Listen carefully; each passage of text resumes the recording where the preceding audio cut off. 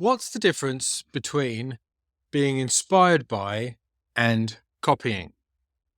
I'd argue that the majority of people, me included for many years, when they're inspired by something, end up doing a bad version of that thing that already exists. But to be inspired by something and to add it to your own unique style is a very different matter. So what I'm going to do today is share with you an exercise from the preparation session of Make an Album with Mike 7, where I'll show you what the difference is. Now, it's a thinking exercise, and you'll be thinking about some of the music that you are inspired by. And in my sessions, my live workshops, what I always do is I get you to do the actual thing right there and then live. So rather than me giving you a bunch of homework, we do the exercises there and then. That means you don't have to motivate yourself to do it when you're on your own. You've actually done it just by attending the workshop. So obviously that involves me setting countdown timers and putting a countdown timer on the screen. And I'm not going to do that in this podcast. Instead, what I'm going to do is I'm going to play this noise whenever I want you to do something. So as long as you're not driving or operating heavy machinery, when you hear that noise, pause the podcast and do the steps that I've asked you to take. Trust me, by doing this, you're going to get way further than just listening and doing it in your own head. Okay, so whenever you hear that noise, simply pause the podcast, take the steps, and then you can unpause it once you've done them. And if you're listening to the audio podcast and get confused with what the steps are, go to Spotify and watch the video version because I've got all of the steps up on the screen as you do the exercise. So with all that said, let's get on with it. What I want you to do is either get a piece of paper or you can do this in a doc digitally because we're going to talk about influences and inspiration. All right. Things that might go into you creating unique style. So at the top of a sheet of paper or a doc, what I want you to do is write the name of one track by another artist that is, number one, stylistically distant from either your current style or if you're just starting to make music, the style that you think you might want to make, and also crucial to your unique musical history. So what do I mean by crucial to your unique musical history? All of the music that you've listened to and interacted with and been exposed to from the time that you were a tiny little child by other people, that is what I call your musical history. Even the stuff you've hated has formed you in some way, has formed your tastes and who you could be as an artist.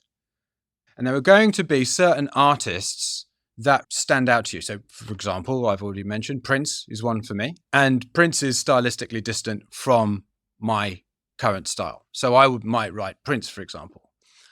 So what you want to do is just identify one track by another artist that is stylistically distant from your current style. So I might say another Kiss by Prince. I was about to show my Prince credentials and pick an unusual one, but I'm just going to do an obvious one. All right. So Kiss by Prince. Yeah, because it's stylistically distant from my current style and crucial to my unique musical history. It had an impact on me. It's an important piece of music. And don't worry about this. You can't get this wrong because I'm going to get you to do this with other pieces of music as well. So just choose one that is stylistically distant from the style that you make now or the style that you think you might make and crucial to your unique musical history. And I'll just give you a couple of minutes to come up with that. So next, I'm going to assume that you've done that. I'm going to introduce a concept to you. I'm going to ask you, and don't worry, I'll explain what it means in a second, to make a list of this track's sonic signposts. So what is a sonic signpost, Mike? So how do you know that a genre is a genre? So you hear a piece of music and you go, oh yeah, that's trance, or oh yeah, no, that's folk. So how do you know?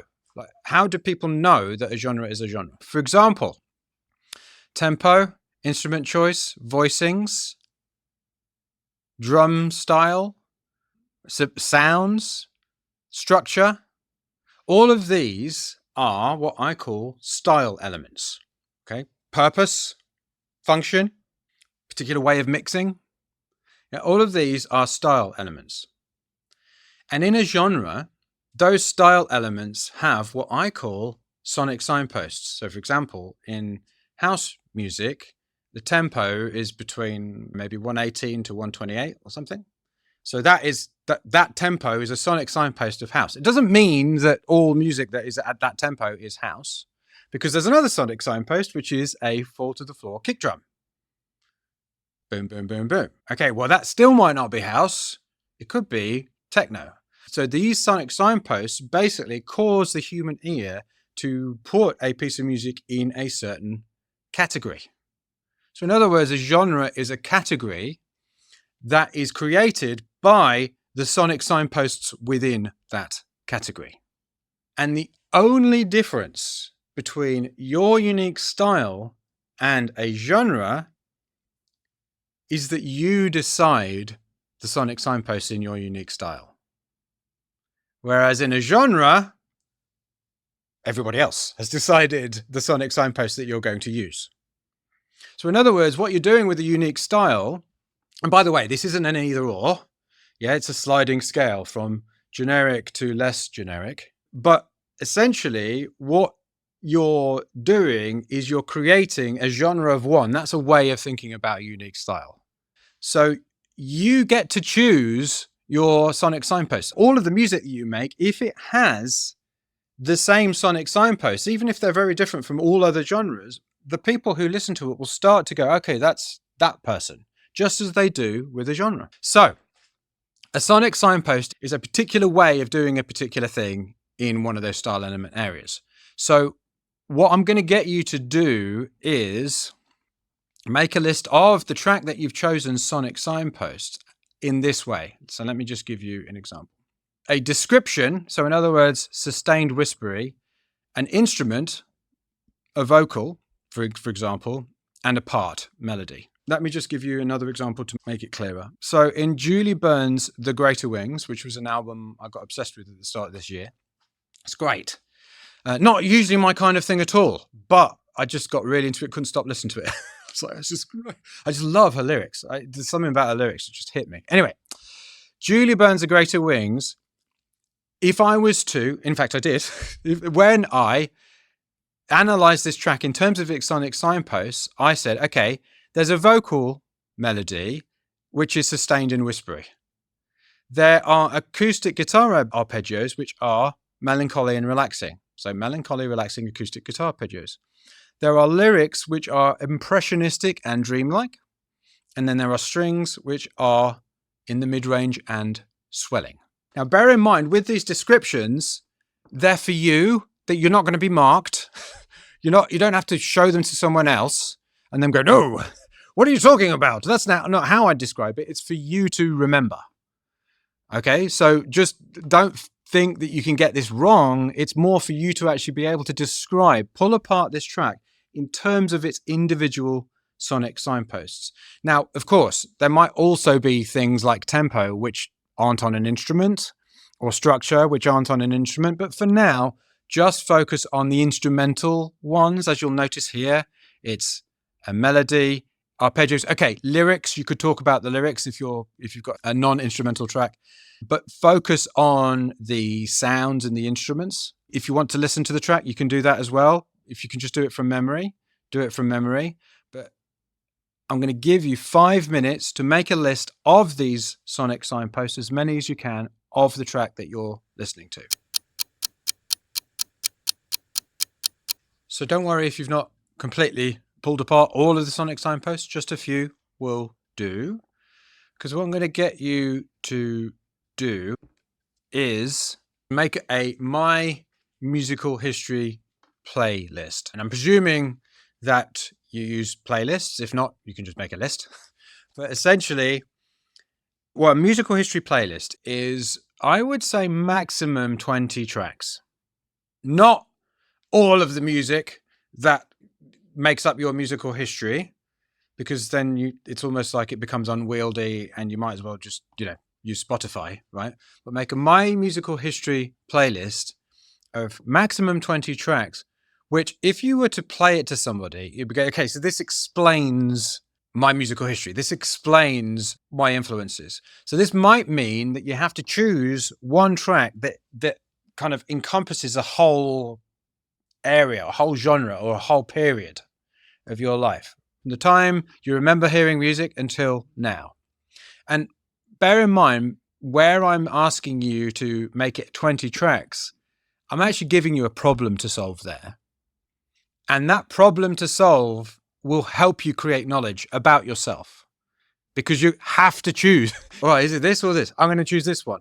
That is actually a good problem to solve. One of the things that we do here in Make Music Your Life is that we love problems. And all they are really are possible next steps. There's a smorgasbord of next steps to take. I'm going to solve this one, all right?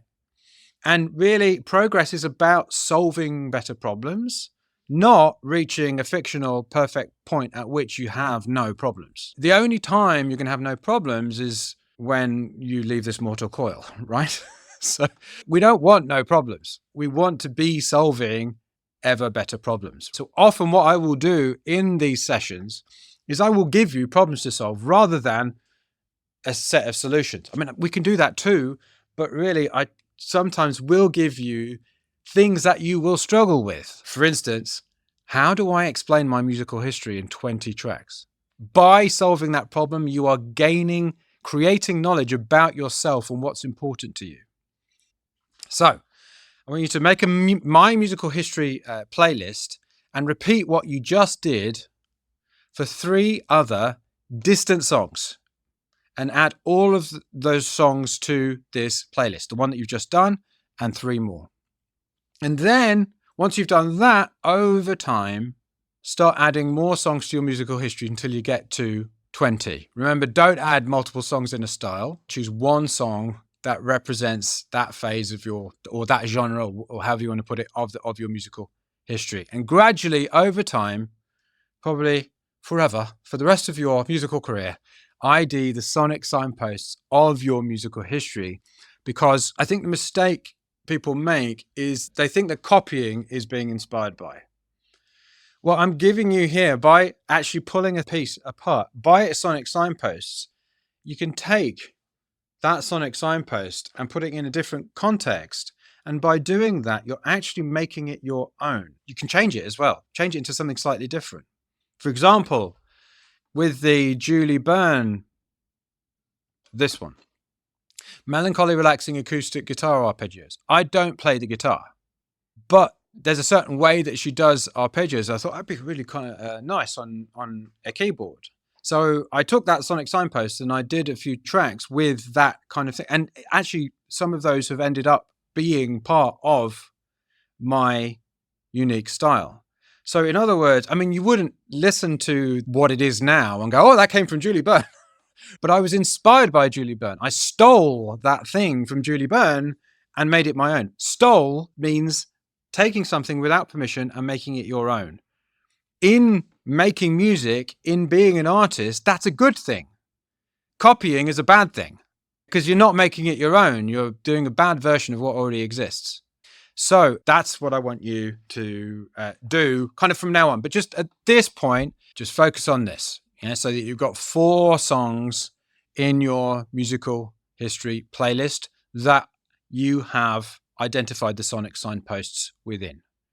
Yeah, and the reason, by the way, that I'm asking you to do distant songs from the style that you think you want to make is that, I mean, if you were to choose sonic signposts that were within your style, well, then you're just working within the genre. Creating your own style is about taking things that haven't been put together before and put them together.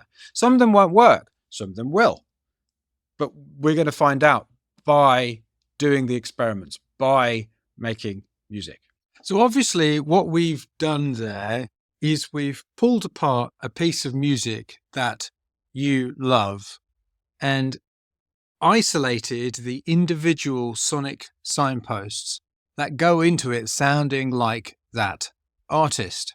And then what you're doing is you're taking one of those sonic signposts and you are putting them in a different context, the context of your style. And then by doing multiple experiments, by using these sonic signposts over and over again, we adapt, we iterate, and we change that sonic signpost. In other words, if you're familiar with splurging, which is my way of starting tracks, in fact, starting albums. In fact, we start every album with a splurge challenge where you do as many splurges as possible in a set period of time. That sonic signpost gets incorporated, it gets synthesized into our sound. So we're not actually copying the other artist. We are literally being inspired by it. We are stealing something from them and making it our own, which obviously in the context of art and music is a good thing, because making something your own ensures you're not actually just doing a bad copy of it.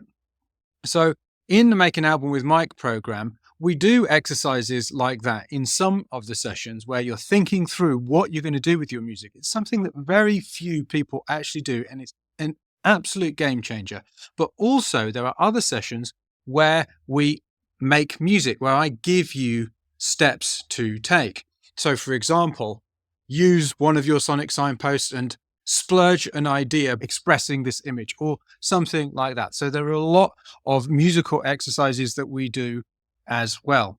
And we do these thinking exercises and these music games, as I like to call them, over the course of the next 3 months to develop your unique style and make an album at the same time. So if 2024 hasn't been the ideal year for music for you, I can't think of a better way of spending the rest of 2024 than making an album and developing your unique style using exercises and games like the one you've just done. So if you are interested in Make an Album with Mike 7, that exercise from the preparation session is an optional session which you'll get the full recording to when you join, but the main program proper is starting next week, September the 19th. So if you're interested in making an album with me for the rest of 2024, it's the final group of 2024. I'm not exactly sure what I'm doing in 2025 yet, when